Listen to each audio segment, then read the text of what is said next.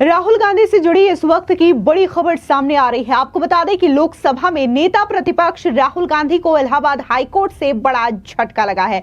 दरअसल कांग्रेस नेता राहुल गांधी की याचिका इलाहाबाद हाईकोर्ट ने खारिज कर दी है। आपको बता दें कि वीर सावरकर मानहानि मामले में लखनऊ कोर्ट के समन आदेश और 200 रुपए जुर्माने को हाईकोर्ट में चुनौती दी गई थी। इसमें कोर्ट के आदेश और समन को रद्द करने की मांग की गई थी। दरअसल आपको बता दें कि 3 मार्च को लखनऊ अपर मुख्य न्यायिक मजिस्ट्रेट कोर्ट ने लगातार पेशी से गायब होने पर राहुल गांधी पर 200 रुपए जुर्माना लगाया था। चेतावनी दी थी कि 14 अप्रैल 2025 को अदालत में हाजिर हो। अगर वे इस तारीख को भी पेश नहीं होते हैं तो कठोर कानूनी कार्रवाई हो सकती है। गैर जमानती वारंट भी जारी किया जा सकता है। आपको बता दें, दरअसल वीर सावरकर को लेकर के राहुल गांधी की ओर से आपत्तिजनक टिप्पणी की गई थी और इस टिप्पणी का विरोध करते हुए शिकायतकर्ता निपेंद्र पांडे ने एक शिकायत दर्ज करवाई थी और राहुल गांधी को कोर्ट में घसीटा था। सीधे तौर पर शिकायतकर्ता का यह आरोप है कि राहुल गांधी ने जिस तरीके से वीर सावरकर को लेकर के टिप्पणी की है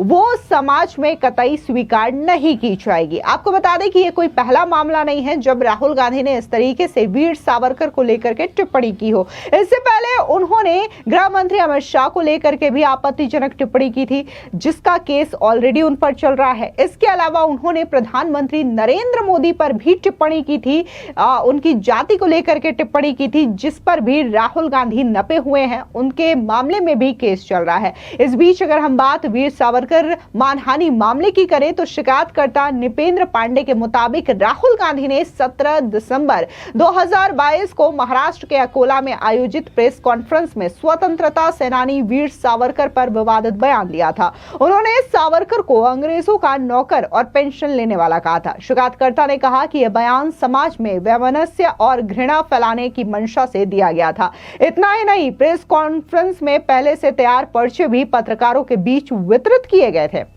आपको बता दें कि सीधे तौर पर अगर हम वीर सावरकर का मामला देखें तो जहां राहुल गांधी जो हैं वो वीर सावरकर को लेकर के समय समय पर आपत्तिजनक टिप्पणी करते रहते हैं। उन्हें क्या कुछ नहीं कहते, अंग्रेजों का नौकर तक कहते हैं, अंग्रेजों से माफी मांगी है। ये तमाम बातें जो है राहुल गांधी की ओर से कही जाती है। लेकिन बात अगर हम 2024 के लोकसभा चुनावों की याद करें तो इस वक्त जब तमाम विपक्षी पार्टियां एक खेमे में थी, इंडिया अलायंस का गठन किया गया था और ये तमाम विपक्षी दल जो है वो महाराष्ट्र में भी गया था। तब महाराष्ट्र में उद्धव ठाकरे हो या फिर एनसीपी हो, वो राहुल गांधी के साथ उनके इस विचार से इस्तीफा करते हुए नजर नहीं आई थी और ये कहा था कि ये राहुल गांधी का अपना बयान है, इससे हमारी पार्टी या फिर हमारे नेताओं का कोई लेना देना नहीं है। यानी कि वीर सावरकर को लेकर के राहुल गांधी जो माफी वीर बता रहे थे, अंग्रेजों का नौकर, ये तमाम जो अभद्र टिप्पणियां कर रहे थे उसको लेकर के सीधे तौर पर उद्धव ठाकरे की पार्टी अलग खड़ी नजर आ रही थी, शरद पवार की पार्टी अलग खड़ी नजर आ रही थी। लेकिन महाराष्ट्र में राहुल गांधी का काफी ज्यादा विरोध भी हुआ था क्योंकि उन्होंने वीर सावरकर को लेकर के टिप्पणी की थी और इस दौरान जब राहुल गांधी वहां पर सभा करने के लिए पहुंचे थे तब भी राहुल गांधी का जम करके विरोध हुआ था। वहीं दूसरे केस की बात करें तो दूसरा जो मामला है वो गृह मंत्री अमित शाह पर की गई टिप्पणी से जुड़ा हुआ है और इस टिप्पणी को लेकर के भी राहुल गांधी घिरे हुए हैं और यह मामला भी कोर्ट में चल रहा है। बता दें कि सुल्तानपुर के एमपी एमएलए विशेष कोर्ट में राहुल गांधी के खिलाफ मानहानि का केस चल रहा है। राहुल गांधी ने साल 2018 में कर्नाटका में चुनावी सभा के दौरान गृह मंत्री अमित शाह पर टिप्पणी की थी। आपको बता दें कि तब अमित शाह जो है वो बीजेपी के अध्यक्ष हुआ करते थे।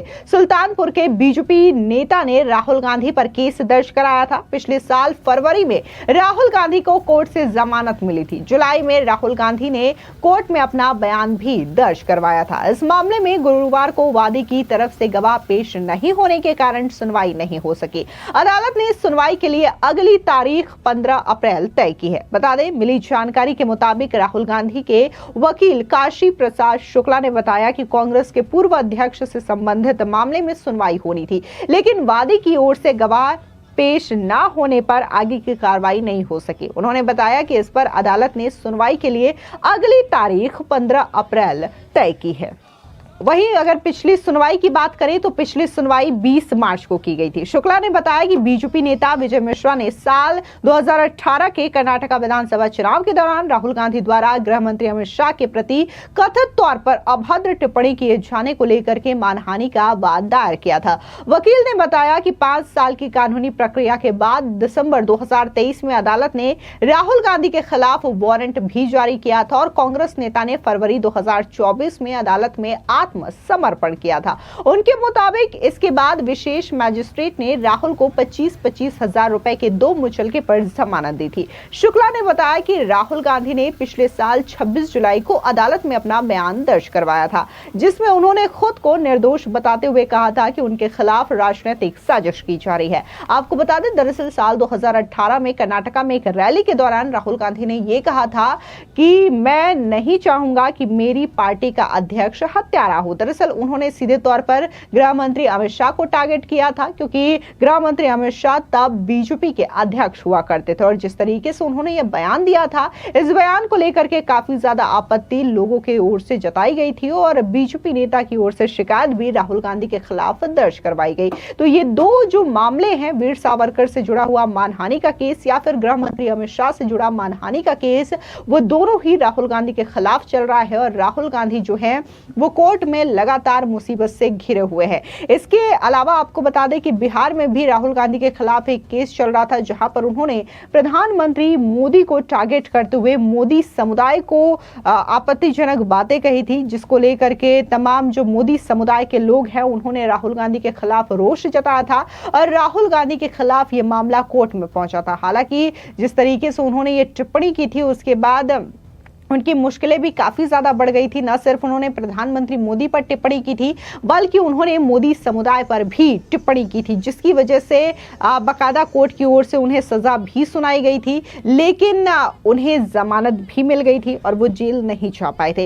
इसके अलावा आपको बता दें कि राहुल गांधी जो हैं, कई दफा उनको देखने को मिलता है कि वो इसी तरीके की टिप्पणी करते हैं बिना तथ्यों को जाने हुए और उसके बाद वो मुसीबत में भी घिर जाते हैं। इससे पहले आपको याद दिला दें कि साल 2019 के लोकसभा चुनाव के दौरान उन्होंने प्रधानमंत्री मोदी को टारगेट करते हुए चौकीदार चोर है का नारा दिया था, जिसके खिलाफ भी राहुल गांधी के खिलाफ मानहानि का केस दर्ज किया गया।